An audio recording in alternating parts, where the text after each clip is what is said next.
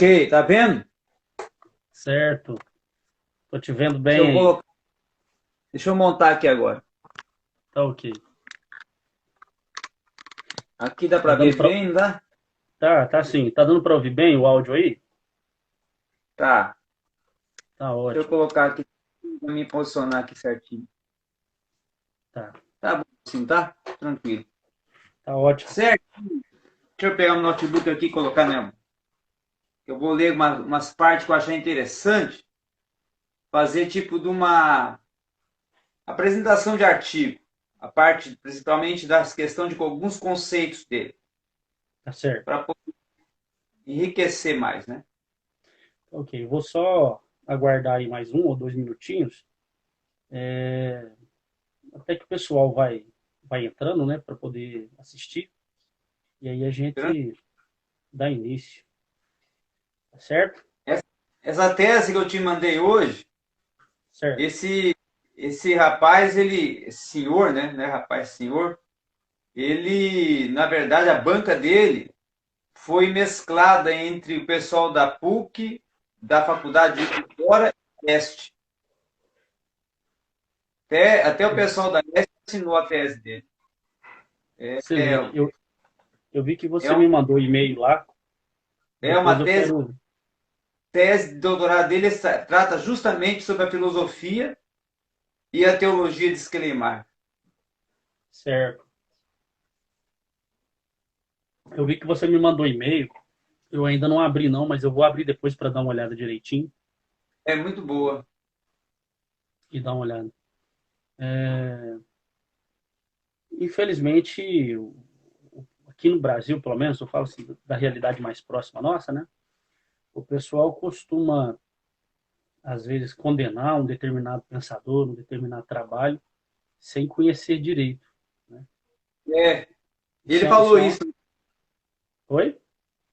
Ele, inclusive, citou isso. Ele falou assim: ó, nós não temos muito material de pesquisa sobre o Selemacher para o pessoal condenar ele sem conhecer. Sem conhecer. Os livros de teologia contemporânea já apresentam ele de cara como pai da teologia liberal. É, Eu até acredito, por aquilo que eu já li, Danilo, que eu não tenho certeza, mas eu acho que essa crítica, ele não tomou conhecimento dela, tipo, de alguém contemporâneo a ele falar, oh, você é o pai de um liberalismo teológico.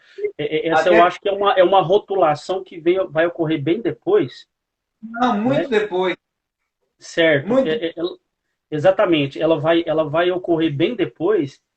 E é por isso que quando você pega hoje um livro de teologia contemporânea e lá já coloca de cara, né, pai da teologia liberal, as pessoas já nem interessa o que vai ser falado sobre ele, já condena de cara e então aí que eu acho que está um dos problemas, sabe? Na verdade, o próprio Barth, vai dizer em um de seus livros que não se pode pensar em teologia protestante sem antes pensar no Schleiermacher. Ele fala assim: ó, o norte da teologia protestante é a partir de Schleiermacher.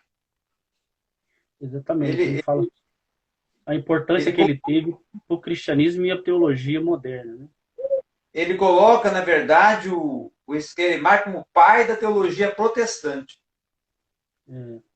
Bom, Danilo, eu acho que a gente pode dar início assim de maneira mais formal, né? Vamos Daqui iniciar. a tá? E que as pessoas aí forem chegando. O vídeo também vai ficar à disposição para as pessoas que não puder acompanhar agora, ver Então, eu ainda depois. tenho que achar ele e colocar lá no meu canal do YouTube. Exatamente, muito bom, muito bom. Bom, nossa live de hoje, pelo Ciente, vamos falar sobre esse teólogo controverso, né? Ao mesmo tempo que alguns teólogos colocam ele, como a gente acabou de falar agora, como um teólogo bastante importante para a teologia da modernidade, porque ele, de certa forma, traz a teologia para o centro da discussão como uma ciência relevante, levada em consideração por tudo aquilo que o iluminismo tinha feito, né?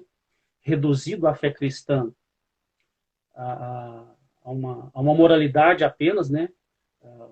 Os iluministas disseram isso. Se tira a moralidade do cristianismo, acabou, não sobra mais nada. Então, ele, ao mesmo tempo que ele é esse teólogo que é apresentado como um teólogo importante, tem esse outro lado, a qual também se faz crítica a ele, o chamando de pai da teologia liberal. Hoje nós vamos falar, então, sobre esse teólogo alemão que nasce na segunda metade do século XVIII, que eu não sei se a pronúncia está correta, né? Mas Friedrich Daniel Ernest Schleiermacher. Eu, pelo menos, costumo falar Schleiermacher. Eu vi que você já pronuncia de uma forma diferente, né, Danilo? E hoje no alemão mesmo, nós temos que dar uma ênfase maior no ma, né? Aí fica Schleiermacher. Schleiermacher, tá certo. Porque aí nós temos que considerar ele como proveniente, né, de origem alemã, né, da Prússia, né? Então, ele tem aquele sentido mais puxado, né, do que o inglês. O alemão é mais puxado que o inglês. Tá certo. E eu na verdade, tinha vontade de encontrar alguém para a gente poder conversar um pouco sobre ele, sobre essa figura teológica, sobre o seu pensamento. E eu me lembrei de você, aí já fazendo aqui uma breve apresentação também, professor, escritor e pastor Danilo. Foi meu professor de teologia no seminário na época chamado Badetrim, 2005, né?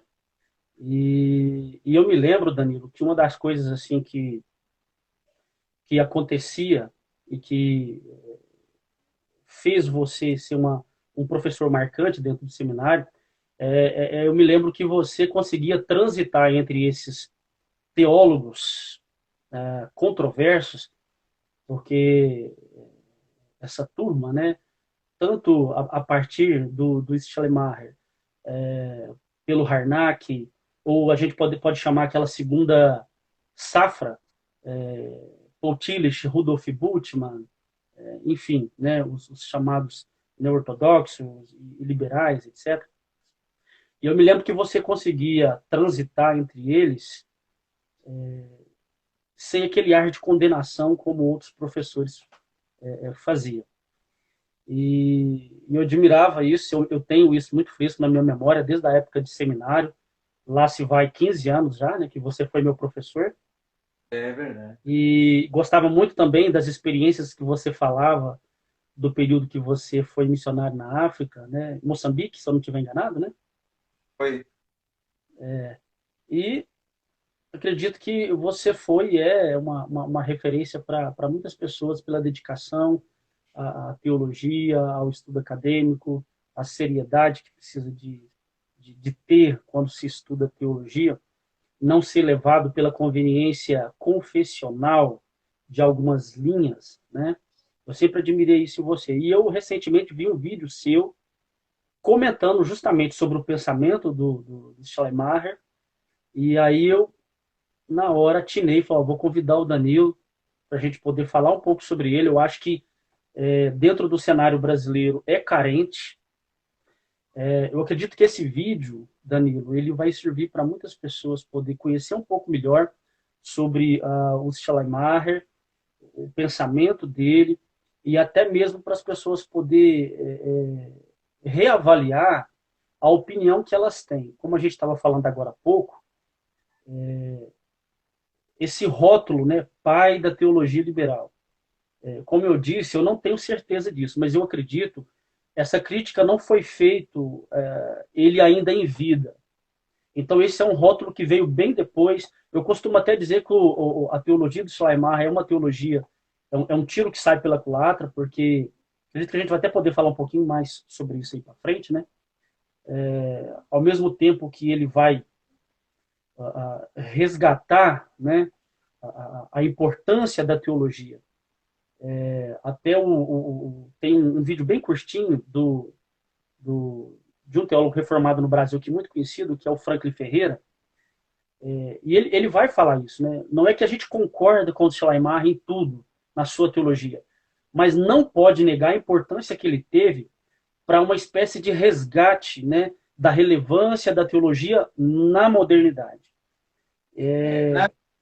na verdade, Samuel, o Schleiermacher, ele começou a ser estudado e a discutir as suas teses a partir de duas obras que surgiram após 60 anos após sua morte, que foi uma obra, primeiro, biográfica, feita por Tiddler, né, que fez uma obra biográfica, e ali expõe todos os pressupostos filosóficos e teológicos de Schleiermacher, e depois uma obra de Tudley, que vai falar principalmente sobre as questões das exposições teológicas de Schleiermacher em confronto ao sistema metafísico da época. Tá certo. Então, Mas, Danilo, antes mesmo assim da gente já começar a falar sobre ele, como eu estava falando, fazendo aqui uma breve introdução e apresentação, né, sobre você, mas eu gostaria que você complementasse, né, falando sobre a sua formação, suas funções. Eu sei que você é pastor, é professor de teologia há muitos anos, é escritor, né, tem obras produzidas. Eu queria então que você complementasse essa apresentação, falando um pouco mais aí de você, e depois você já pode dar início, de fato, assim, ao processo aí da sua fala, de apresentação e de reflexão sobre a vida, a obra e o pensamento de Schleiermacher. muito bem. Então, quero oficialmente, né, cumprimentar a todos com boa noite. É uma honra estar participando do Ciente, lembrando Samuel, ele vai se lembrar, que eu fui um dos primeiros palestrantes do Ciente, quando o Ciente começou, Em 2009, né, exatamente. em 2009, né? Nós tivemos uma participação, até foi num hotel, num salão de conferência de um hotel ali em Uberlândia, JVA. que não me lembro qual foi o hotel, né? JVA, JVA, exatamente. isso mesmo. E na verdade, o Ciente surge de uma ideia em que eu estava presente no momento, que foi lá em Águas do Lindóia, quando nós fomos Exatamente. de uma conferência de teologia da Vida Nova, e nessa conferência de teologia da Vida Nova, em 2007, sentado num restaurante, surge essa proposta, e mais tarde ela então vai nascer e vai se efetivar, não é? É verdade. E Exatamente. isso é importante, porque Uberlândia, ali onde eu trabalhei durante 11 anos na área da teologia, podemos considerar que, dentro do contexto não só do Triângulo Mineiro, né, mas do Sudeste, né, do Sudeste do Brasil, ela teve uma grande participação e influência. Eu trabalhei no Ibadetrim, antigo Ibadetrim, iniciei lá em 2005, e aí eu fui até 2016, então foi 11 anos de atuação ali, até ocorrendo a transição de Ibadetrim para IMP, aonde eu participei de todo esse processo. Lá eu consegui os cargos de vice-diretor, né? Depois de coordenador teológico e depois fui efetivado como coordenador pedagógico e aí fiquei de coordenador pedagógico até 2016, onde eu encerrei a minha participação lá no MP. Foi Certo. uma grande turma de teólogos e que foi ali formado, né? E graças a Deus eu tive oportunidade, assim, as únicas disciplinas que eu não atuei, eu estava até esses dias fazendo uma anamnese, uma lembrança, uma análise, né? Foi justamente nas que são construtivas das línguas, né? O grego, o hebraico, a exegese do antigo e do novo. Foi onde eu não atuei. O resto, eu Eu me sempre lembro. dava o meu saco e estava envolvido lá, atuando. E como o Samuel falou, eu sempre tive uma abertura, porque desde que eu comecei meu processo de formação, quem sabe eu comecei rompendo e quebrando alguns paradigmas. Eu Exatamente.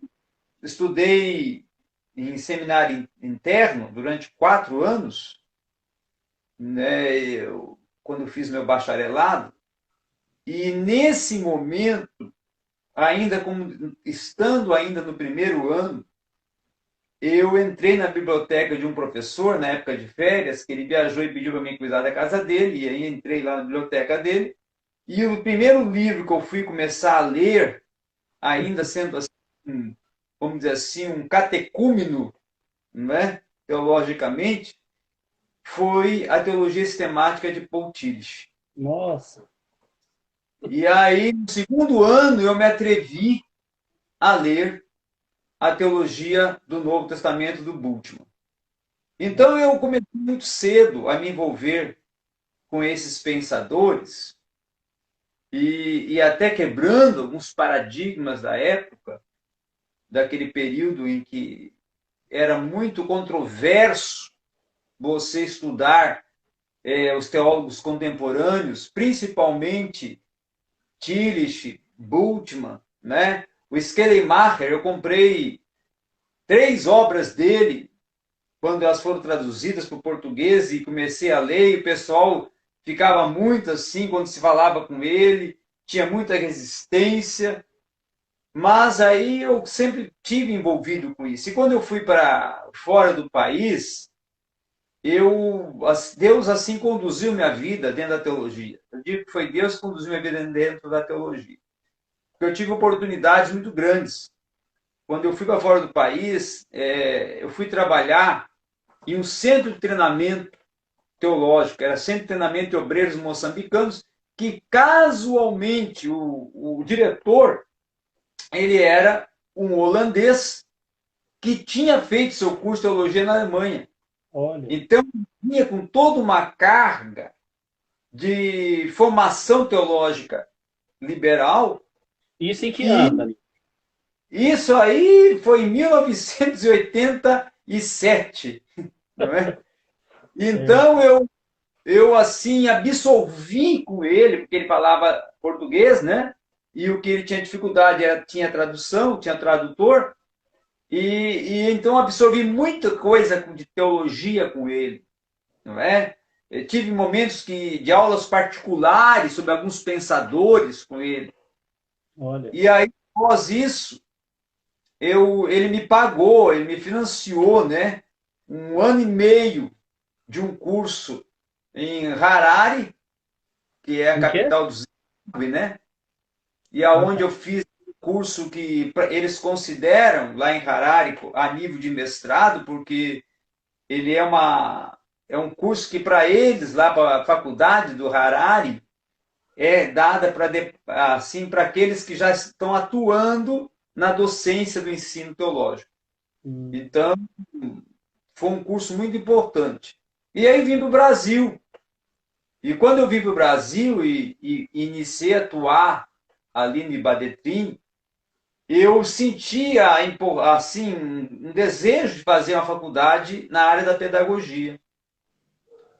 Porque considero a pedagogia, vamos dizer assim, a ciência. Se a teologia é a mãe de todas as ciências, a pedagogia é a mãe. Essa afirmação é complicada, hein? Muita gente não gosta e não concorda. Mas a ciência, eu considero assim que se você tem um embasamento teológico, você vai na área das ciências humanas transitar. Não, estou só brincando aqui. Né? Vai transitar com tranquilidade. Tanto é que quando fiz pedagogia, os professores ficavam assim meio... Como é que esse caboclo consegue ir ali, aqui, lá? Porque já tinha conhecimento de todos os teóricos que eles abordavam em sala de aula. Né? Principalmente na área da filosofia, eu já tinha estudado todos os filósofos em que eles iam tratar. Então, com isso, eu comecei ali, eu tive uma grande oportunidade na pedagogia de começar a despontar academicamente quando eu conheci 2 pessoas que me ajudaram muito, que foi a doutora Silma do Carmo, né? Que é a doutora em História na UFO, e que era minha coordenadora, e que foi a minha orientadora do BIBIC. E ela me conduziu a entrar na FAPEMIG, né? e ter a oportunidade de me tornar um pesquisador ali da FAPEMIG, que é a Fundação de Amparo aos Pesquisadores de Minas Gerais. Ah, E tá. com isso, comecei a escrever alguns artigos, e mais tarde eu conheci o Silvano, que era mestre de filosofia lá da Católica, e que tinha um contato com alguns mestres de filosofia, doutores de filosofia na UFO. Inclusive, tem um deles que eu não conheço, que viajou conosco para Montes Claros, que você deve conhecer, que a especialidade, o foco dele é em Rousseau, né? Que até é um, assim, esqueci o nome dele, tem cabelinho encaracolado, assim, esqueci o nome Ah, dele. você está falando do José Benedito, É o o José Bené. Benedito, o Ele Benê. é, ele é meu orientador de mestrado, Aí ele viajou conosco lá certo? para águas não, para Montes Claros, para Unimontes, porque no meu segundo ano de pedagogia, eu tive assim a audácia, né, enquanto estudante de pedagogia, de ir participar da Conferência Internacional, do Congresso Internacional de Filosofia, que ocorreu na Unimontes. E Hum, ali eu aprendi um artigo sobre Sócrates e Platão e Paulo Freire. E aí fui conversando e trocando ideias muito com o Benê na volta da viagem, na ida da viagem. E ali eu fui amadurecendo também dentro de alguns livros que ele me indicou na filosofia. E aí eu comecei a estudar filosofia e pedagogia junto, aí me formei em pedagogia, mas já com muita, vamos dizer, amadurecimento na filosofia. E aí vim é. para Goiânia.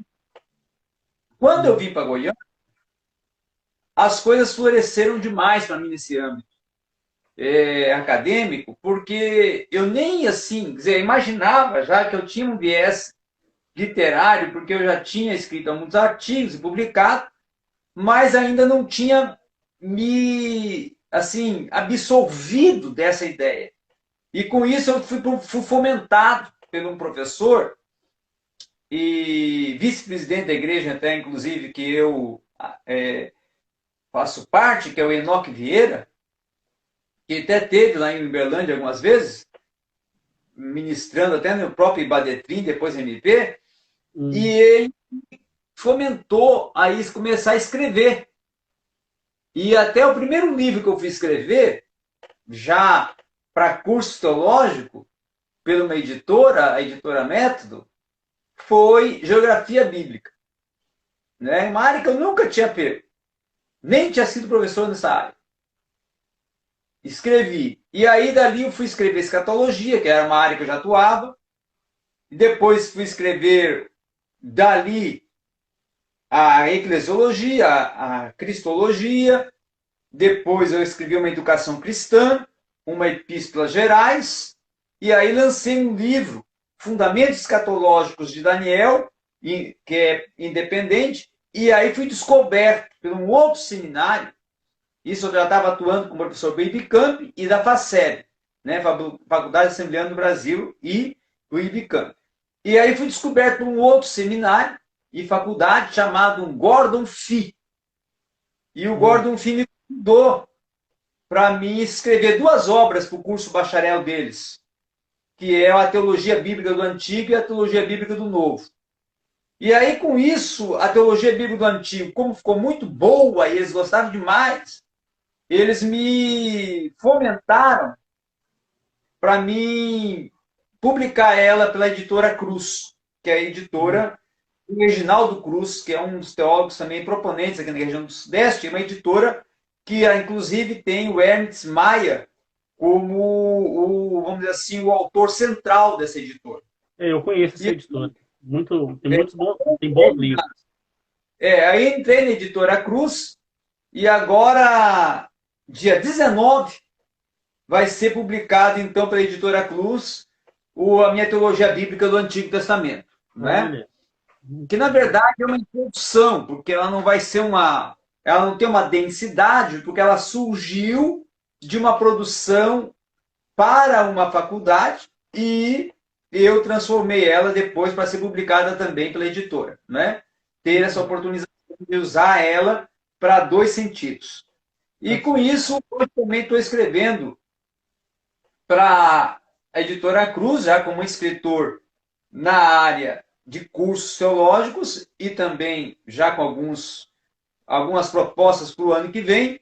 E eu fui convidado nesse ano, ano passado, na verdade, a pertencer a um projeto no exterior, em Londres, para a Family Efatah Church, onde eles estão fundando lá um projeto de um seminário que é o Grace and Faith, que é graça e fé, né? Onde eu vou ser o consultor teológico e praticamente o criador de toda a estrutura didática e pedagógica desse instituto. E trabalhando muito. Com isso, nós estamos projetando, já estamos até preparando uma revista, que essa revista vai ser uma revista, vamos dizer assim, trimestral, não é? De cunho apologético, que vai ser desenvolvido por essa igreja, Family Efatah Church, como um sistema de escola bíblica dominical, mas que, na verdade, lá vai ser realizado nas quarta-feiras como um culto de ensino apologético. Tá? Porque a Europa vive no ceticismo, então a proposta é justamente combater a esse ceticismo. E também, o ano que vem, então, vou entrar nessa uma produção já para esta igreja de 3 obras que serão traduzidas em inglês, que eu vou escrever no português, mas vai ser lançada em inglês, que será na linha da apologética. E são um projeto já para 2021 e um livro de ética que eu vou trabalhar na área filosófica. Então, eu estou hoje envolvido, né, entre ser professor Ibadetrim, FACEB e também agora pela FCFE, Faculdade de Formação, Crescimento e Fé, e também agora atuando junto à Editora Cruz também. Né? E o Gordon Fee, que é um seminário por extensão que pertence à Editora Cruz, não é? E eu sou um dos escritores dessa instituição. Meus parabéns, estou trabalhando muito. E também tem um canal no YouTube que eu publico lá todo dia. Chama-se A Rota da Teologia. Tá? É um canal que lá você vai encontrar todas as exposições de ciências que dialogam com a teologia. Você até vai... Lá não trato só de teologia, lá eu trato de todas as ciências humanas que transitam, né, dentro da área da teologia. Foi justamente um desses vídeos que eu justamente vi você abordando sobre o Schleiermacher. Foi em maio desse ano eu publiquei lá sobre ele. E então essa minha vida, né? Hoje, como eu estava falando para o Samuel, eu vivo disso, trabalho o dia inteiro nisso. E quando não estou escrevendo, dando aula, quando não estou dando aula, estou escrevendo. E pesquisando. Tá então certo. é isso. Meus parabéns, trabalhando muito. Então vamos então para o nosso tema, vamos conhecer e refletir um pouco sobre quem foi, as propostas, né, e o pensamento de Schleiermacher. Fica contigo aí. Então eu quero iniciar a todos que estão aí participando, vejo que está bastante pessoas entrando aí, dando mensagens. Quem sabe tem aí professores que atuaram comigo, alunos. O Reginaldo está aí, o Leonardo, Tatiana. Um abraço a todos. Reginaldo, prazer, Leonardo. Estou eu aqui mais velho, mas a cabeça cada dia mais nova. Certo? Quem pensou que eu morri, aqui estou mais vivo do que nunca. Muito bem. Então, eu quero iniciar, até falei com o Samuel, que eu vou trabalhar como uma apresentação de artigo em alguns momentos para dar uma fomentação mais acadêmica à live. Eu sempre gosto de trabalhar em live com essas questões de fomentar academicamente, tá? Então eu vou ler alguns pressupostos biográficos da história de Schleiermacher, que eu considero muito importante, porque vai entrar a questão de datas. E datas não tem nem como você guardar todas aqui na mente, né? Então, datas eu prefiro ler do que arriscar e falar uma data errada. Muito bem, ele nasce, o Friedrich, vamos pronunciar, aprender a pronunciar o nome, não é? De uma forma germânica. Friedrich Ernst Schleiermacher, né? Só que esse Schleiermacher, esse aí você até dá uma puxada aqui no esôfago, perigoso até se engasgar, né? Muito bem. Então, o Friedrich Ernst Schleiermacher nasceu em 1768 e morreu no ano de 1834. Tá? Ele vai ser filho de um pároco, né, de um pastor, né, da região da Baixa Silésia, né, que hoje nós poderíamos considerar o território pertencente à Polônia. Tá? Exatamente. E o pai dele ele é de origem, vamos dizer assim, protestante no cunho reformado. O pai dele era um pastor reformado, não é? E que pertencia à comunidade dos Irmãos Morávios. E foi aí que o Schleiermacher vai ter o seu envolvimento com o misticismo, não é? Junto à comunidade dos Irmãos Morávios. Outros detalhes da vida acadêmica dele, aí eu vou estar lendo aqui, ele vai iniciar a sua trajetória no Instituto Educacional Pedagógico, tá? E o seminário dessa unidade fraterna em Gdańsk e Bar, na Polônia, em 1783 até 1787. Né? Seria esse o curso, vamos dizer assim, médio que nós podemos considerar hoje, correlacionando com o nosso contexto educacional brasileiro. E depois vai estudar teologia e filosofia na Universidade de Halle. Então, a teologia e filosofia dele já vai ser na Universidade de Halle, em 1787 até 1790. Tá? Tornando-se mais tarde pastor reformado na Charité, em 1796, e lá vai atuar até 1802. E da Igreja da Trindade, tá? Ele vai atuar como pastor em 1809 até o ano da sua morte, 1834. Só que, enquanto ele está atuando como pastor lá na Igreja da Trindade, certo? Ele assume 2 disciplinas ou cadeiras universitárias juntos à Universidade de Halle e também à Universidade de Berlim. E esta Universidade de Berlim, mais tarde, ele vai se tornar o reitor da universidade. E como reitor da universidade, ele se torna uma das pessoas mais influentes da sociedade da Polônia e também da Alemanha, e sendo tão assim aclamado em Berlim, que no dia da sua morte, Berlim parou. Quando Berlim ficou sabendo que Schleiermacher faleceu, tá?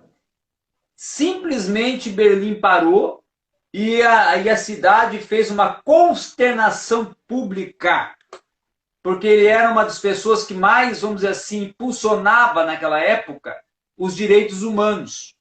E vamos poder até dizer que ele foi um dos fomentadores dos direitos humanos na Europa, enquanto reitor da Universidade de Berlim. Então, ele atuou nessas áreas, mas também o pensamento dele vai divergir de alguns pressupostos da filosofia da época. Tá?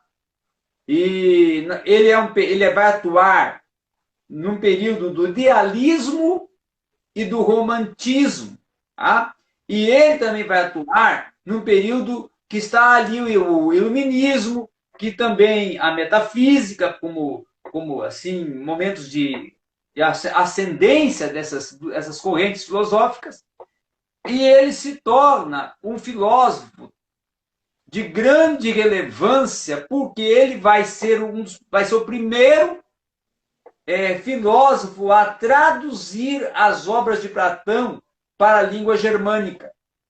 Então, as traduções dos diálogos de Platão, quem primeiro traduz para o germânico vai ser o Friedrich Schleiermacher. E também, além dessa obra, ele vai produzir obras na área da estética, que foi uma das disciplinas que ele atuou em Berlim, na universidade, e ele tem uma obra sobre estética que é uma obra das mais expressivas dele. E depois ele também vai trabalhar textos, não só na área da filosofia, mas também na área da história, e, claro, vai ter uma grande assim, abrangência de textos e uma fomentação de obras na teologia, onde ele vai atuar com grandes obras como a Über die Religion, que é a sua primeira obra. Depois tem a Fundamentos da Fé, que é sua segunda obra mais importante, né? Vamos aí conceituar por obras importantes.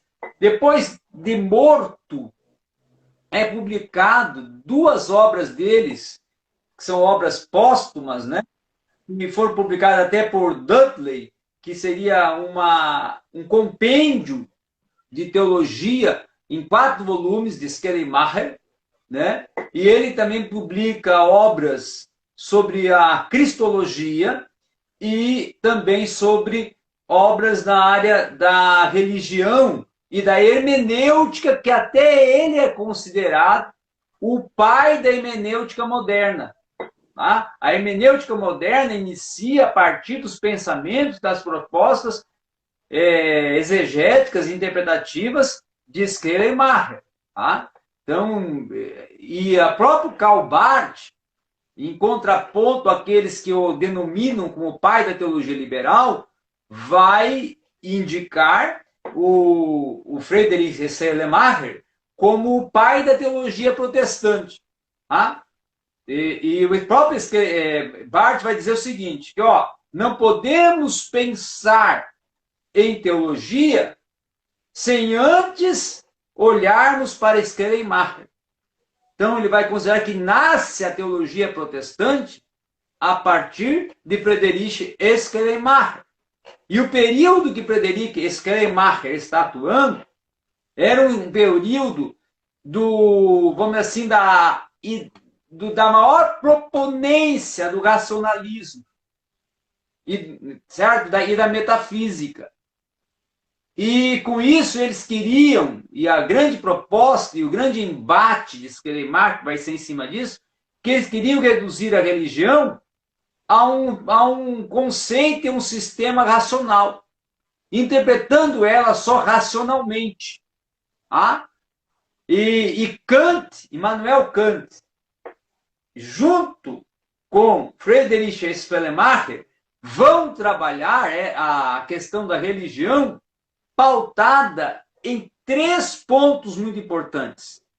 Tá? Intuição, sentimento, tá? E em meio à intuição e sentimento, o factum, que seria o ponto de relação entre intuição Danilo, e sentimento. Deixa eu te cortar só um pouquinho, a sua imagem está toda assim segurada. No seu aparelho está aparecendo tudo normal? Tá. Tá aparecendo. Alguém aí do pessoal que está assistindo, se puder me dar aí um retorno, se está aparecendo a imagem do Danilo tudo certo, que para mim está aparecendo um pouco desfigurado. E agora? Porque para mim tá boa. Tá, não, então tudo certo, continue.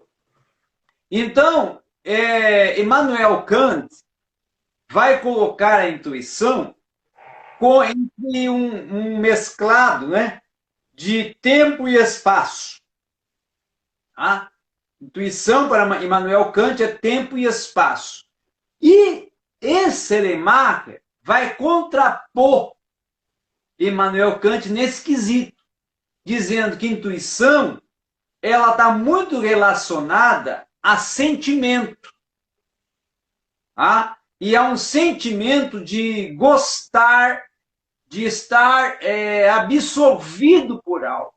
Então ele vai dizer, ó, a intuição está muito relacionada a uma essência de um sentimento, e esse sentimento com sentido até de viés estético, de uma estética, de uma atração, de uma atratividade. E aí ele vai colocar para esse sentimento o termo ânima, que ele vai considerar como uma essência do prazer. Então ele vai dizer, olha, enquanto ocorre o ânima, aquele que está, o ser, o homem, a pessoa, o ser humano que está tendo essa intuição, ele está sendo atraído por algo, e essa atração lhe concebe um sentimento. E esse sentimento, que surge através da sensibilidade e da sua sensitividade, ela vai lhe conduzir a uma transcendência. Tá? E aí ele vai considerar, então, que a religião, tá? Esse aí, quem sabe, seja um dos contrapontos que a neortodoxia teológica, né, vai contrapor ao Schleiermacher, é porque ele vai desconstruir a ortodoxia da época. Exatamente. Dizendo que a religião não está pautada no homem, e não está pautada nos dogmas, e não está pautada no terreno, mas ela é fenomenal, ou seja, ela está pautada em um ato de fenomenal, de fenomênico, aonde ocorre que o homem nasce com uma consciência religiosa, com uma essência de um ser religioso, que sempre está à busca do infinito. Ele é um ser finito, que está no contexto metafísico, à busca de uma essência infinita. E nessa busca de uma essência infinita, é que ele vai transcender. E a religião vai ocorrer nessa intuição que ele tem de estar tendo um relacionamento, uma experiência. E aí ele coloca o empirismo crítico, né? O sentido de empirismo crítico, que a religião dele é uma religião empírica. Aí ele vai considerar, e esse empirismo, esse relacionamento é a experiência que o homem vai ter, que essa experiência vai ser causada pelo sentimento. Um sentimento de dependência. E esse sentimento de dependência vai ser propulsor de uma liberdade. Então ele vai relacionar a dependência com liberdade e intuição com sentimento. Vai ser nesses dois pontos que ele contrapõe ao Immanuel Kant. Tá? Porém, os dois atuam juntos em algumas, vamos assim, deduções e pressupostos perante a religião. Uma questão que os dois concordam é concernente a que os idealistas, o idealismo alemão, queria reduzir a religião a algo subjetivo, tá? E também histórico. Um mero subjetivismo histórico seria a religião. E aí Schleiermacher vai contrapor, dizer, não, ela não é um mero subjetivismo histórico, porque ela é real e o homem já nasce com a consciência dela e ele rompe os seus limites a partir dela. Né? E aí ele vai considerar todo homem, ele tem um sentimento de dependência, e esse sentimento de dependência leva ele à prática da religião. E aí eu quero ler aqui um ponto que eu considero importante para nós pensarmos agora sobre como ele pontua e contrapõe a metafísica e o idealismo na época, e a resposta dele que ele dá aos idealistas, que é justamente o que ele vai conceituar a intuição e sentimento, há uma praxis da arte, uma especulação da ciência e da religião, como sentido de gosto, de prazer pelo infinito, e também, por último, há uma individualidade do homem dentro do contexto da sua transcendência, da sua libertação e através do sentimento de dependência que a religião lhe concede. Então, com isso, nós podemos entender que, e quem sabe é isso que leva as pessoas, a partir da neo-ortodoxia, tá? A virem a combater os pensamentos do Friedrich Schleiermacher, são porque nós temos que compreender 6 pontos.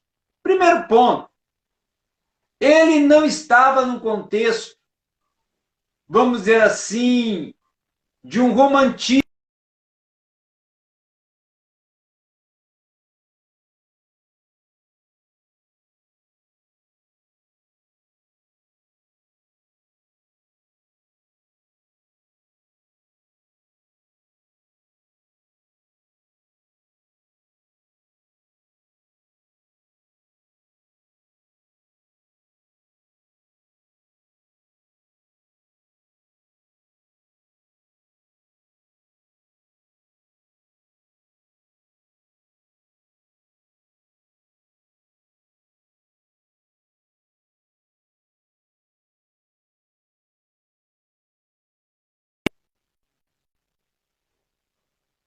Verso estão ligados. Danilo, Por só um quê? minuto. Um minuto. Ah, Tá aparecendo para mim que o seu vídeo tá pausando. Tá? No seu caso aí tá normal? qual o seu que pausa para mim de vez em quando? Vai entender, né? Mas tudo bem então, continua, vamos lá. Quer dizer que existe esse universo onde o homem se situa, é que vai ocorrer alguns fenômenos, e entre esses fenômenos, a religião. Então ele trabalha a religião no aspecto fenomênico, que era para o período que nós vamos dizer assim, pós-Barth, né? Algo considerado agressivo. Você considerar a religião um fenômeno, né? Algo fenomênico, algo, vamos dizer assim, empírico, não é? E ele também, quem sabe a questão mais difícil para a compreensão, é que ele desconstrói a questão dos dogmas e das doutrinas. Tudo que está reduzido em dogma e doutrina para ele não tem sentido religioso. Por isso que ele desconsidera totalmente as escrituras sagradas. Porque ele vai dizer que as escrituras sagradas foram escritas por homens e tem ali ideias e propostas humanas e não divinas. O outro ponto, que é o quarto, ele vai considerar Cristo como a consciência religiosa de Deus. A consciência religiosa de Deus. E aí é que na cristologia dele não existe a pré-existência e não existe divindade e nem humanidade de Cristo. Tá? Também ele vai trabalhar a questão de toda a teologia dele, desconsiderando a Trindade. Vai colocar a Trindade como um apêndice da teologia sistemática dele. Tá? E outro fator é que ele considera a igreja, no caso a eclésia, como algo que o homem cria para desconstruir ou tirar o verdadeiro sentido da religião. Então ele considera a religião algo muito individual, não coletivo. Individual e também plural. Por que plural? Porque para ele não existe um Deus.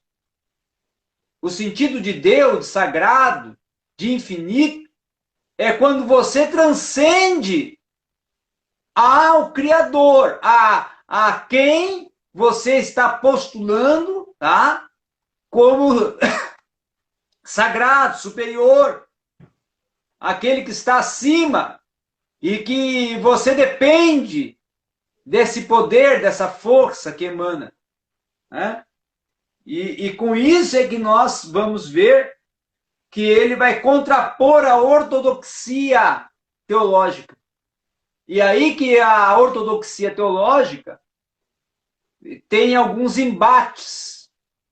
Né? A ortodoxia, né? A ortodoxia tem alguns embates e vai discordar e, claro, vai autodenominar ele como liberal e muitos até como vão até, quem sabe, criar aí uma algeriza, né, aos pensamentos do esquelemakerianos. Tá? Mas isso daí tem muito.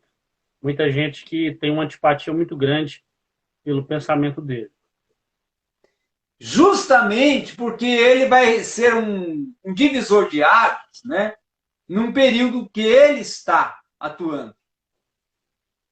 Divisor de águas porque no período que ele está atuando, religião não era pensada como religião. Por isso que vão dizer que ele é o pai da teologia, porque não se pensava em teologia anterior a ele. Teologia para anterior a ele era algo totalmente histórico. Não tinha relação com o homem. E ele vai colocar a teologia em relação com o homem. Vai dizendo, o homem tem a teologia surge a partir justamente da relação do homem com o universo. Tá? Porque na relação do homem com o universo que ele descobre que tem um ser superior. E no descobrir o ser superior, que ele já nasce com essa consciência de um ser superior, é que ocorre a religião e a prática religiosa. Então a prática religiosa não é teórica para ele, aí ele rompe com o teoricismo da época. Ele vai dizer, olha, a prática religiosa não é teórica, ela é intuição intuicista, ela também é sentimentalista, ela é sensitiva e ela tem um viés estético, de atratividade, de uma atração que leva a um sentimento, a uma sensibilidade. E essa sensibilidade é o contato do homem com o ser superior.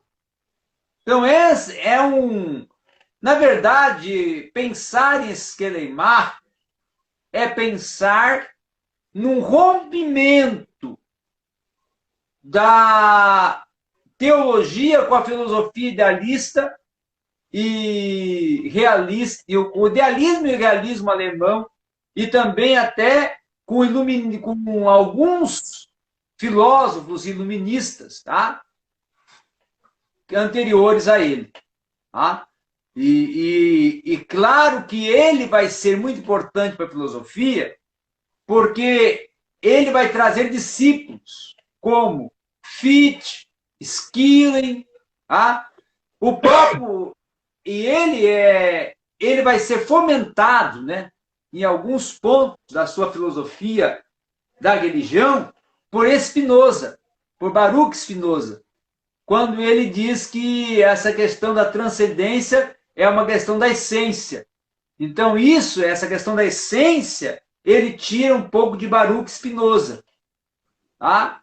Então, ele tem uma influência espinosiana para a sua filosofia e ele rompe com a metafísica, mas, em contrapartida, ele tem uma relação de simultaneidade com os pensamentos de Immanuel Kant.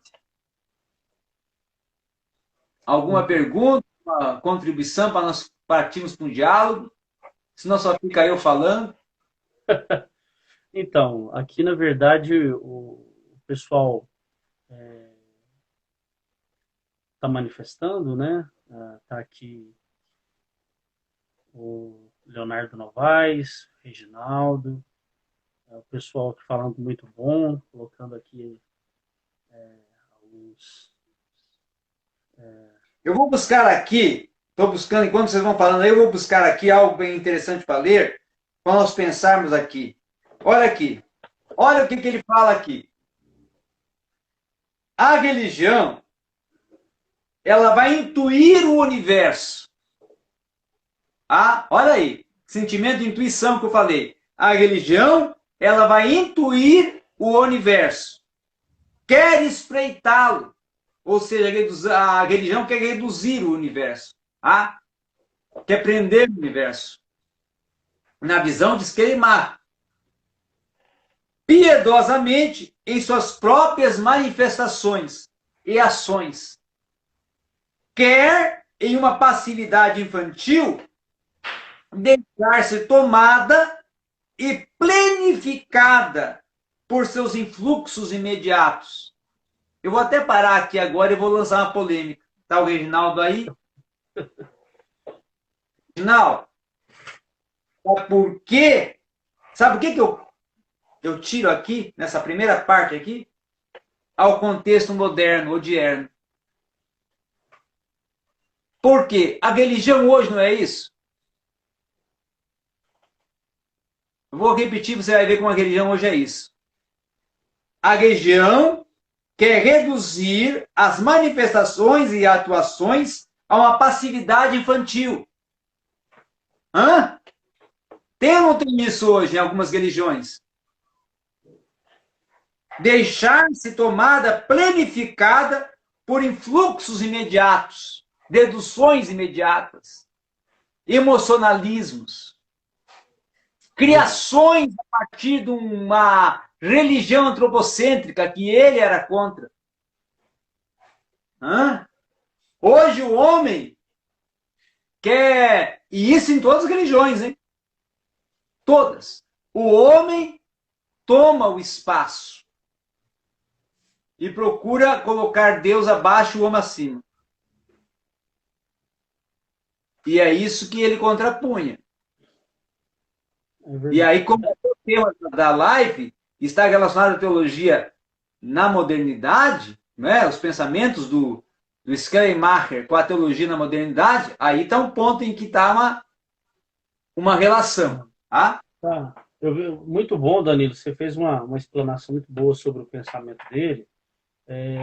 Eu quero trazer aqui para a nossa reflexão o seguinte.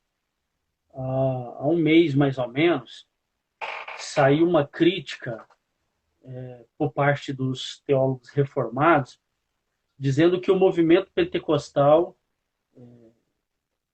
ele tem uma ligação relacionado à ideia de Schleiermacher, ou seja, fazendo uma espécie de ligação da teologia pentecostal com o liberalismo teológico, porque um dos pressupostos da teologia de Schleiermacher é colocar a questão da experiência, essa coisa da intuição, né?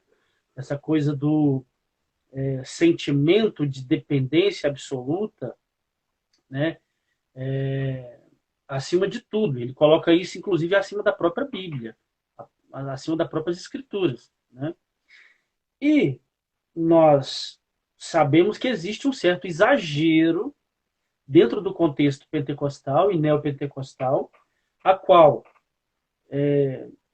em algumas ocasiões, ou talvez até na maioria das ocasiões, substitui, né? Coloca a questão da experiência acima do pressuposto bíblico, né? Da autoridade das escrituras, das doutrinas da fé cristã, como princípio da verdade que se deve crer, né? Então, até falando trazendo isso para uma análise mais simplificada, em outras palavras, você encontra na igreja um monte de pessoa que não entende nada de Bíblia, não medita em Bíblia, não reflete, mas coloca em primeiro lugar a experiência que ele tem dentro de um culto. Experiências emocionais, né, na grande maioria. E teve a crítica, então, por parte dos reformados, dizendo que essa realidade do contexto pentecostal e neopentecostal tem a sua ligação justamente lá, na teologia liberal de Schleiermacher. Aí, algumas figuras importantes, como o Silas Daniel, Kenner Terra, saiu em defesa, mostrando que, quer dizer, o movimento pentecostal não tem nada a ver com as proposições lá de Schleiermacher, com a teologia liberal. Então teve um certo desconforto e me parece que ainda está nas redes sociais uma discussão nesse sentido. O que você pensa em relação a isso? Eu gostei muito dessa sua participação e instigação. Eu vou falar algumas coisas que eu considero. Vou fazer um mapeamento. Existe um mapeamento cerebral, né? E existe também a anamnese, né? Na filosofia. Eu vou fazer um mapeamento eclesiológico contemporâneo, uma anamnese da eclesiologia contemporânea. A eclesiologia contemporânea, tá? Ela vive num contexto sentimentalista. E muito pautado no sentimento da experiência, da oportunização dessa intimidade, dessa comunicação Deus, homem, homem, Deus. Aonde eles vão, e aí, olha o que eu vou falar agora, hein? Vão acabar concordando sem querer com o Schleiermacher em alguma questão. Sabe por quê? Schleiermacher não concordava com a inspiração das Escrituras. Nós concordamos, porém não lemos. Concordamos, mas não conhecemos o Antigo Testamento. E ele desconsiderava o Antigo Testamento, mas nós não pregamos o Antigo Testamento. Não ensinamos o Antigo Testamento. Qual que era a pregação ou vamos dizer assim, a literalidade teológica da mensagem de Cristo? A Torá. Nós não pregamos a lei. Ficamos absorvidos pela graça e pelo corpus escritos neotestamentário e o corpus escritos veterotestamentário abolimos. Também não somos agora, nós estamos vivendo um momento de uma indecorrência teológica e de um analfabetismo bíblico, aonde a experiência sobrepõe ao conhecimento, aonde eu buscar um transcender, uma eventualização mística e entrar aí no misticismo e no ritualismo é mais importante do que a absorção de uma teologia e de um contexto escriturístico. E aí eu vou para a igreja à busca de quê? De conhecimento bíblico? Não. Eu vou para a igreja à busca de um evento místico, de um transpor místico, aonde nesse misticismo do sobrenatural, da negagem sobrenatural, do sobrenaturalismo, e aí eu esqueço que eu sou um ser metafísico também. E como ser metafísico, eu tenho a matéria e estou no contexto físico que tem pensamento, que tem racionalidade, que tem reflexão. E Paulo vai falar isso. Paulo vai falar que nós temos que também temos uma racionalidade. Né? Prestar um culto racional, né? É um culto racional, não um extremismo de uma espiritualização mística, aonde só vou naquele transcender, naquele mover, naquele, sair do espaço. Então, essa não é a igreja. E nem a igreja que Cristo pregou não é essa. Cristo pregou o reino. E ele pregou um reino sem efeitos de um misticismo que temos hoje absorvido. Vivemos um ritual religioso e substituímos a liturgia por ritualismo. E é esse o grande mal que está assolapando a igreja contemporânea. Então, Não podemos considerar que somos liberais e que estamos envolvidos ao esquelimaqueranismo, né? Ou aos pensamentos esquelimaquerianos. Porém, por que então estamos sendo tão absorvidos por esse empirismo, por esse experiencialismo, e esquecemos da revelação escriturística, canônica, que é o verdadeiro contato que nós temos com Deus, que é a sua palavra. Esse é o grande problema da igreja, assim, que está acontecendo hoje. E eu vou ler aqui uma parte para deixar a coisa mais apimentada. Deste modo, ela contrapõe-se as duas em tudo, o que constitui sua essência e em tudo que caracteriza seus efeitos. Aqueles, o metafísico e o homem moral, que veem no universo inteiro apenas o homem como centro de todas as referências, como a condição de todo ser e causa de todo devir, a religião, quer ver no homem não menos que em todo outro ser individual e finito ou infinito, sua impressão e a sua manifestação. Sabe o que ele quer dizer aqui? Ó? Que a religião quer ver no homem a resplandecência de atos que indiquem que ele tem um contato com o infinito. Que existe uma infinitude nele. Através do quê? Da prática moral. Porque ele vai dizer assim, olha, a religião não é. Olha, eu vou falar aqui. Schleiermacher defende o seguinte, a religião não é a condutora da moral humana. Porém, a religião fundamenta as ações da moral humana. Mas aí eu pergunto, será que a igreja atual está fomentando as ações da moral humana? Ou nós estamos absorvidos em práticas que corrompem a moral humana muitas das vezes e até torna-se, agora vai machucar, páginas com escândalos gospels. E aí eu pergunto, aonde está nós como fundamento da moral humana? E aí é o que o Samuel colocou. A teologia dele, ela está muito atual com o contexto da modernidade. Não é? Porque aí vai dizer, mas nós estamos na pós-modernidade. Pós-modernidade para vocês. Porque eu sou um pouquinho discípulo, tá?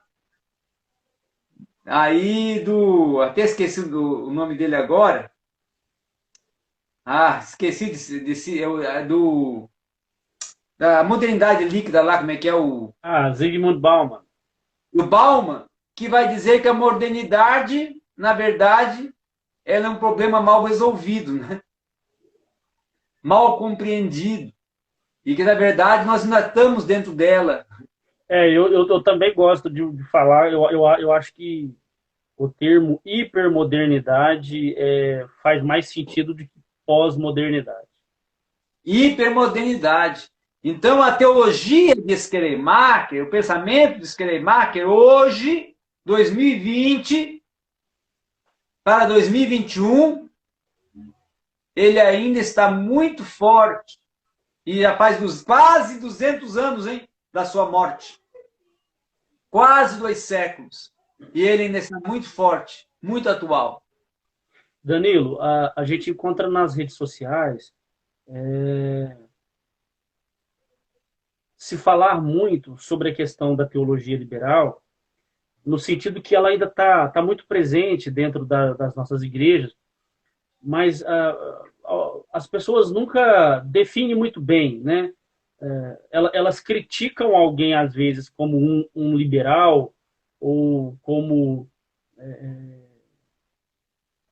práticas, né, que remete ao liberalismo teológico, sem trazer uma definição mais objetiva, mais clara sobre isso, né? E me parece que chamar alguém de liberal é simplesmente uma forma de criticar quem pensa diferente de mim. Eu vejo muitas pessoas falando assim, é liberal porque tá rompendo com a ortodoxia cristã, tá rompendo com aquela com a tradição, né, ortodoxa, com as doutrinas basilares da fé cristã. Então, é um liberal.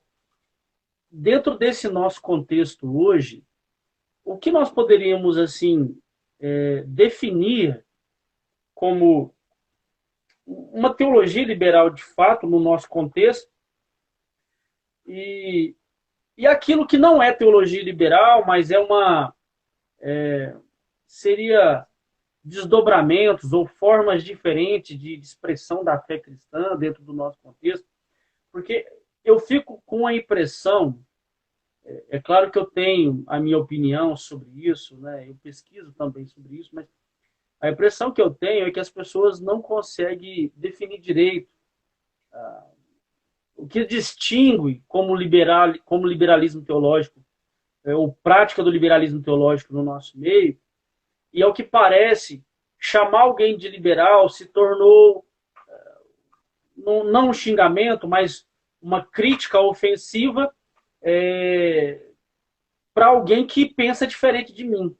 Então, assim, me parece uma confusão, que as pessoas não entendem direito, não sabem direito o que é. Porque quando se fala do Schleiermacher e chama ele de liberal, porque entendendo o pensamento dele, isso fica muito bem definido, né? Ele rompe com a ortodoxia histórica cristã, importante como a divindade de Cristo, o nascimento virginal, morte e ressurreição, a, a escrituras sagradas como revelação, palavra de Deus, tudo isso ele rompe com isso. Então é muito bem definido no pensamento de Schleiermacher o posicionamento liberal e a posição dele contrária à ortodoxia cristã. Agora hoje chamar alguém de liberal é praticamente uma forma de ofender porque a pessoa está discordando de mim. E quando se questiona alguém, defina de direito por que liberal, as pessoas também ficam confusas, parece que não sabem direito. Muito bem. Eu gostei dessa proposta aí. Eu gosto de ser instigado, pessoal. E aí, quando sou instigado, às vezes algumas pessoas ficam machucadas. Porque eu vou, assim, às vezes meio realista com as coisas, meio objetivo demais. E eu vou começar falando o seguinte: como é que as pessoas falam ou conceituam alguém como liberal se não conhecem a origem do liberalismo? Não conhecem a hermenêutica e a história hermenêutica por trás da fomentação teológica liberal, da autocrítica e da baixo-crítica. Não conhecem também questões do que esses teólogos liberais trabalharam e aonde é que eles atuam e são considerados como liberais. Tá? Vamos então por parte. A baixo-crítica e a autocrítica, elas vão ser contrárias à inspiração, tá? E vão discordar da questão de alguns textos, né, do corpus escritos tanto do Antigo como do Novo Testamento, tá? E aí eles vão colocar em dúvida, né? Colocar em dúvida.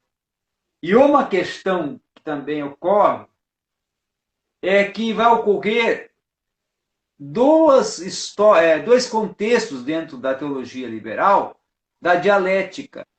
A dialética platonista e a dialética hegeliana, que alguns teólogos liberais trabalham com elas. Tá? O próprio Bultmann trabalha com a dialética hegeliana. E outra questão também é compreender de que nós não aceitamos, e aí erramos, ser confrontados. Mas toda a construção de ideia e ideologia parte de uma dialética. Porque o que é a dialética? Alguém vai dizer, dialética é diálogo. Não, irmão, não é diálogo. Dialética é um confronto de ideias. Não é?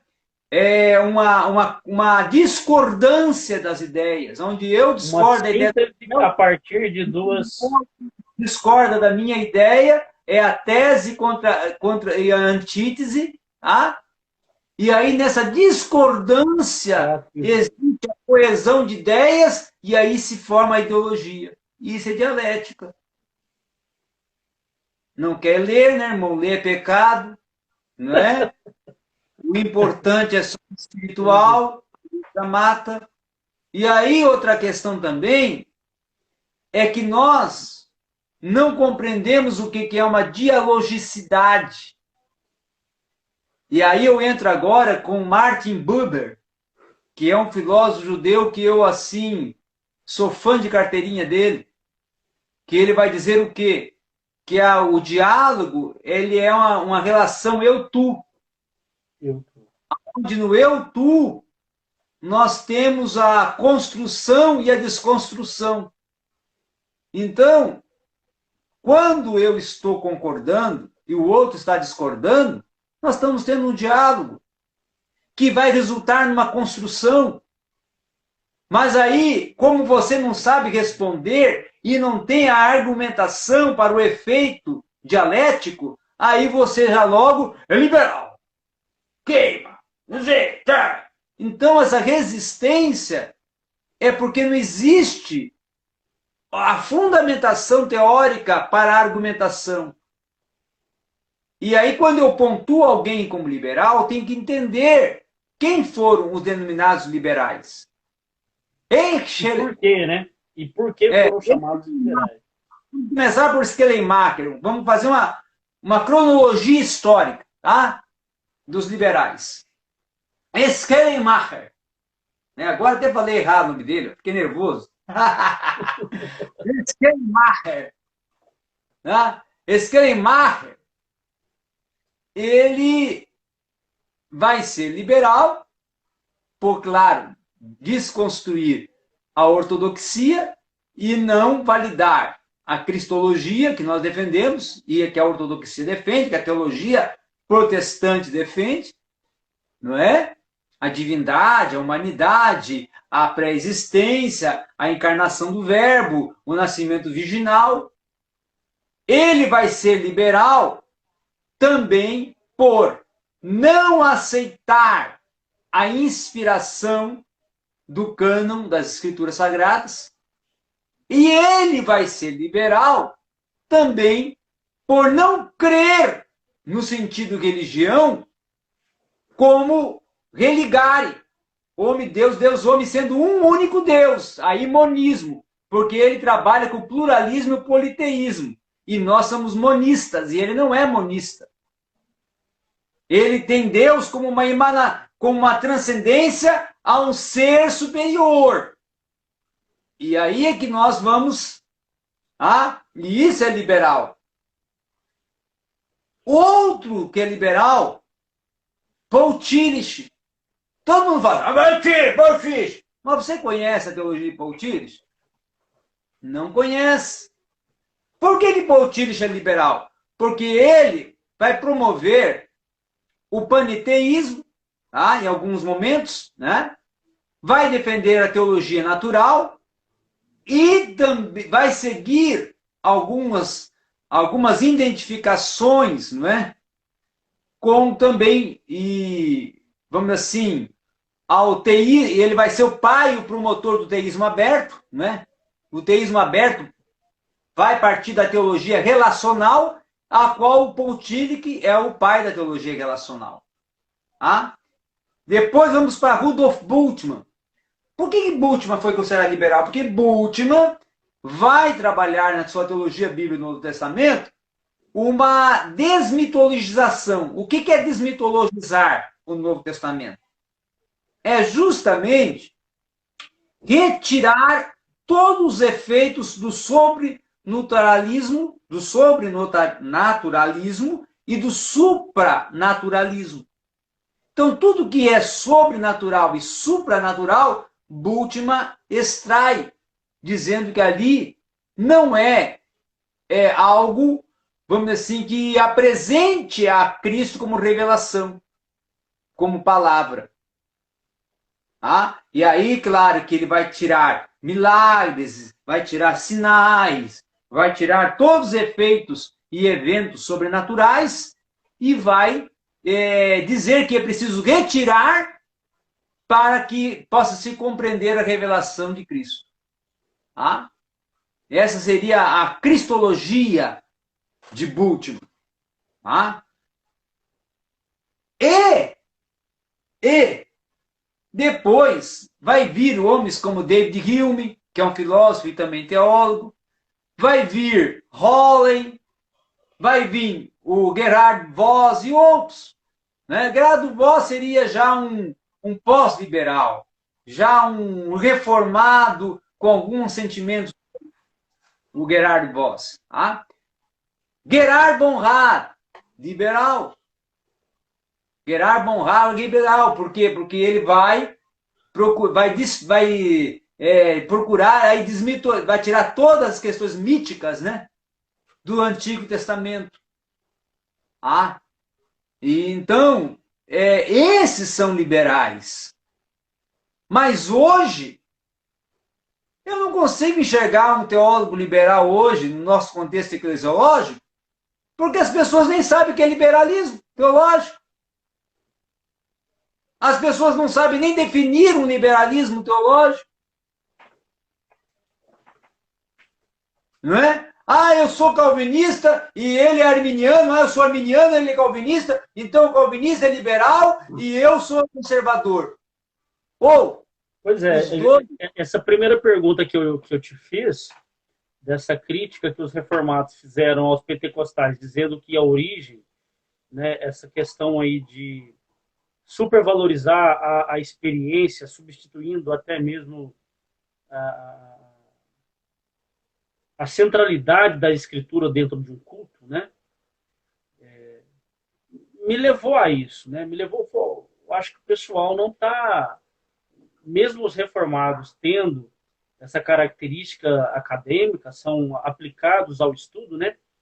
Mas assim, eles forçaram tanto a barra nessa crítica e nessa associação que reforça essa ideia que a definição de liberalismo e o entendimento de liberalismo parece que se perdeu. Como eu disse agora nessa segunda questão que eu levantei.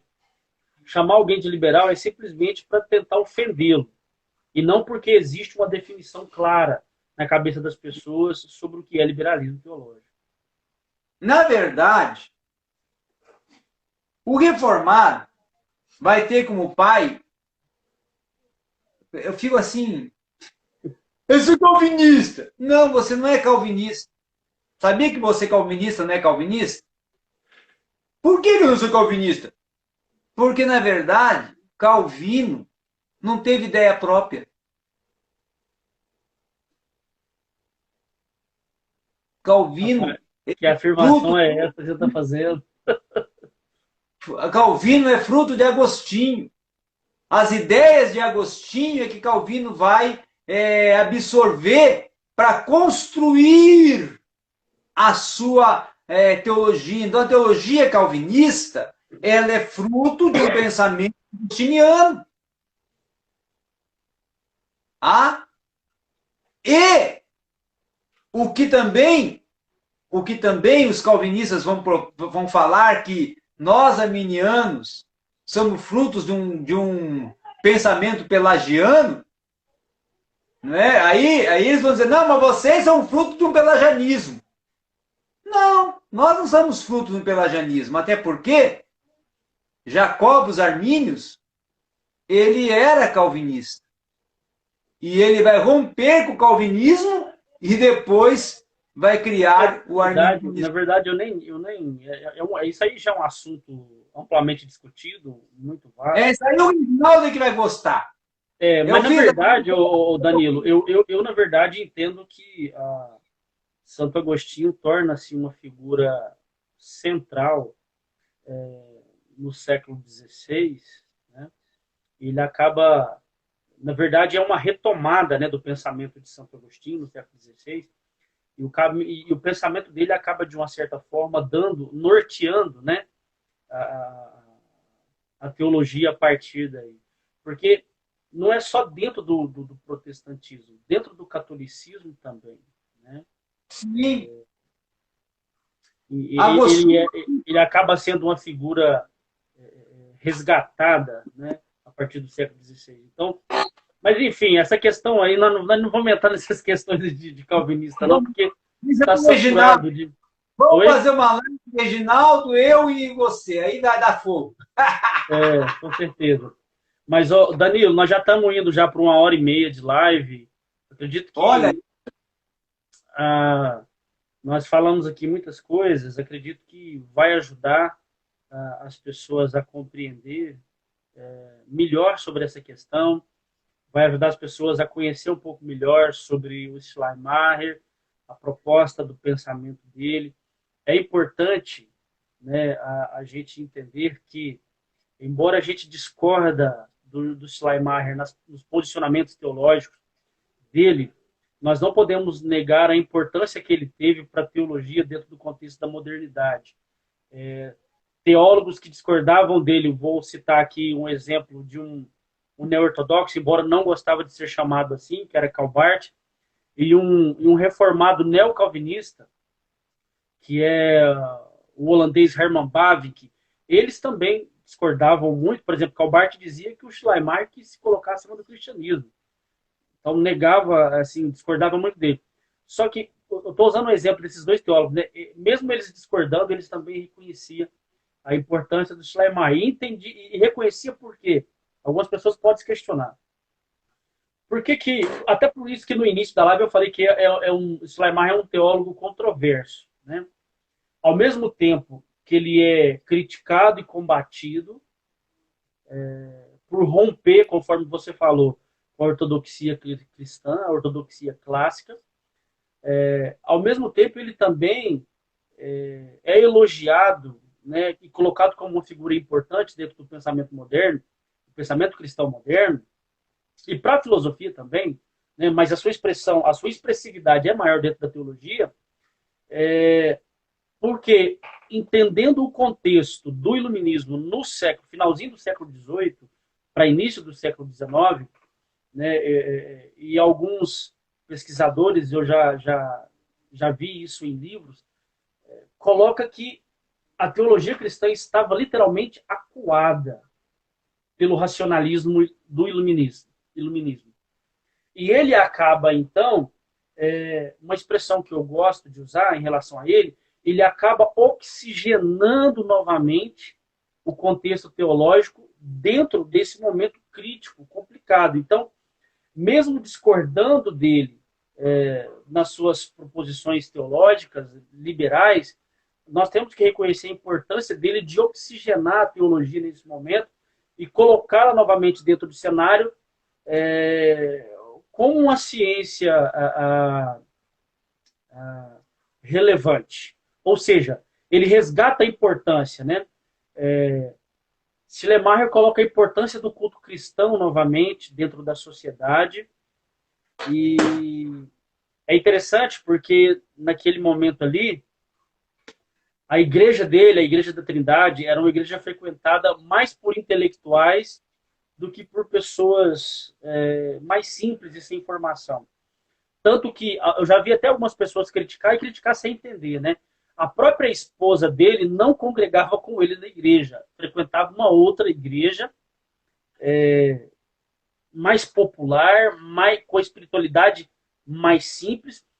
E algumas pessoas, eu vi uma pessoa criticando uma vez, falando, olha, nem a esposa dele queria congregar com ele, mas não entendia. Essa pessoa não entendeu que na igreja de Schleiermacher, e ele teve todo esse prestígio, como você colocou, na sua morte foi uma comoção social muito grande, né? Em toda a Alemanha e na região onde ele vivia, que hoje é a Polônia,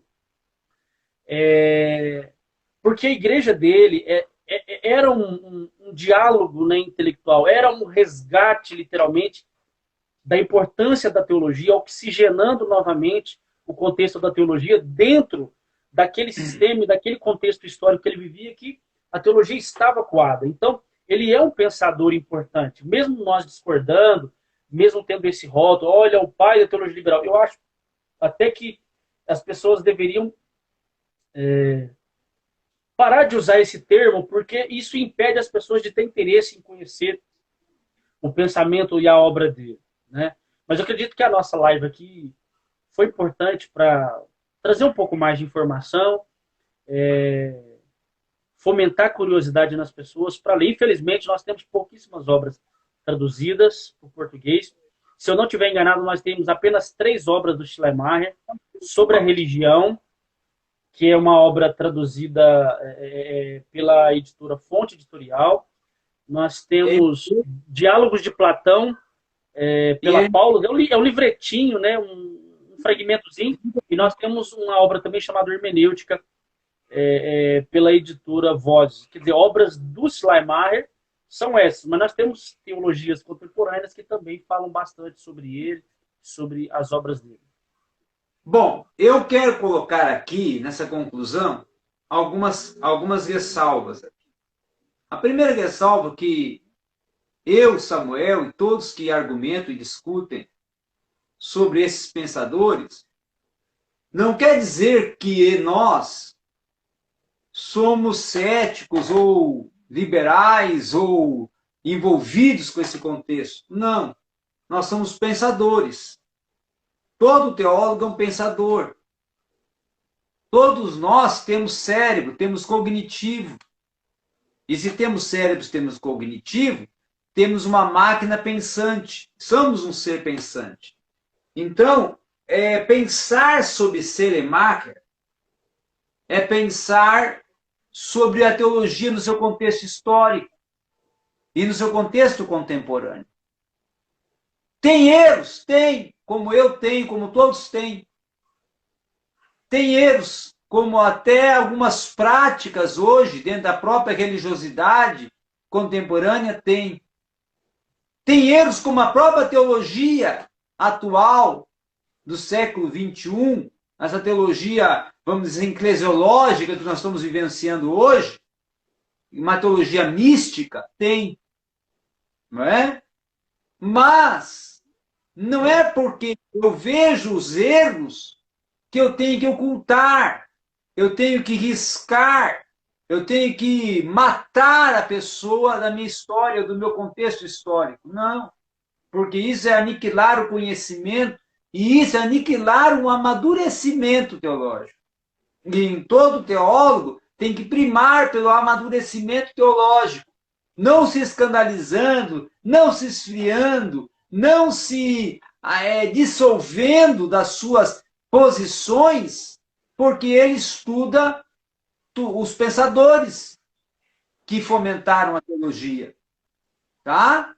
Outra questão também que eu coloco aqui é que a atualidade do pensamento religioso ela tem muito a dever aos teólogos históricos como Schleiermacher, Tillich, Bultmann. Por quê? Porque muitas coisas que acontecem hoje, eles discutiram no passado. Isso eu falo no sentido do academicismo, tá? No quesito acadêmico. Muitas coisas que acontecem hoje, quando você pensa e estuda algumas teologias que estão hoje em voga. Algumas teologias que estão hoje em voga nasceram com eles. Não é? Então é preciso refletir e estudar esses pensadores. Parabenizo a proposta e até assim a coragem do Samuel de trabalhar esse tema e a sua academicidade na mediação desse debate, dessa exposição. Convidar aí aos que participaram da live a visitar lá meu canal, a Rota da Teologia, se inscreva lá, tá? Quem quiser entrar em contato comigo, como o Leonardo e o Reginaldo, pode entrar, eu ainda estou vivo, certo? Entre em contato. Samuel tem uma... Mas todo mundo aqui tem carinho por você, Danilo. Todo mundo reconhece o seu trabalho, a sua dedicação com a teologia. Eu vou encerrar falando que o Paul Tillich falou sobre Schleiermacher. Tá bom. E olha que o Paul Tillich é considerado teólogo do século XX. Então, teólogo do século XX é Karl Barth, rapaz. Karl Barth, é. Mas o Paul Tillich, vamos dizer assim, é considerado um dos mais proponentes teólogos, né? Eu estou só fazendo uma brincadeira, mas eu não gosto muito de ficar falando, e as pessoas às vezes não entendem direito, mas assim, porque eu sou barthiano, né? Eu também não acho muito bacana ficar falando e tal, mas assim, quando eu falo no sentido barthiano é porque eu me dedico a pesquisar sobre a obra dele, porque eu acho que contribuiu muito e é deixado de lado, não é dado o devido valor e respeito à obra do Karl Barth. Mas vamos dizer assim que o brincadeira do século XIX, então. Eu gosto do Tillich. Acho que o Tillich contribuiu muito com a teologia, tá? Principalmente a teologia acadêmica. Certo. E Tillich vai dizer o que sobre Schleiermacher? Vai dizer o seguinte, olha, Schleiermacher representa o que eu chamo de síntese no terreno teológico. Toda teologia protestante posterior vem daí. Olha aí. Quem falou isso? Tillich. Incluindo suas falhas. É isso que acabamos de falar. Todo mundo tem falha. Só há uma alternativa à vida sem fracasso. É o sucesso sem vida. É isso. Outra verdade. Schleiermacher pode ser considerado um vitorioso sobre o iluminismo no terreno teológico. É muito fácil fazer teologia hoje, irmão. Vai fazer teologia na época do iluminismo. Exatamente. Essa é a importância que é colocado sobre ele por teólogos renomados. Vai ser pastor na época do iluminismo. Não negou a filosofia iluminista, mas procurou superá-la num outro nível. Por exemplo, dizia que o verdadeiro filósofo pode muito bem ser também um verdadeiro crente. E aqui eu quero terminar. Filosofia não é pecado, irmão. Tem muita gente que condena quem faz filosofia na igreja. Mas eu considero que aquele que faz filosofia e permanece firme, ele é um verdadeiro crente. Porque a razão não assolapa a fé quando você tem uma fé amadurecida. O problema é que tem pessoas que não têm uma fé amadurecida e aí qualquer fragulha de racionalismo vai te assolapar mesmo. Mas se você é maduro, nada assolapa a tua fé. Portanto, estude e prossiga. Obrigado a todos. Muito bom. Muito obrigado, Danilo. Acredito que vamos ter outras oportunidades para falar de outros autores, falar de outros temas. Gostei muito do nosso bate-papo aqui, já 1h40 falando sobre isso. Muito bom rever você, saber que você está bem, está trabalhando muito, produzindo muito. Foi muito bom o nosso bate-papo. Muito obrigado, viu, pela disposição aí. Fica todos com Deus. Obrigado a todos.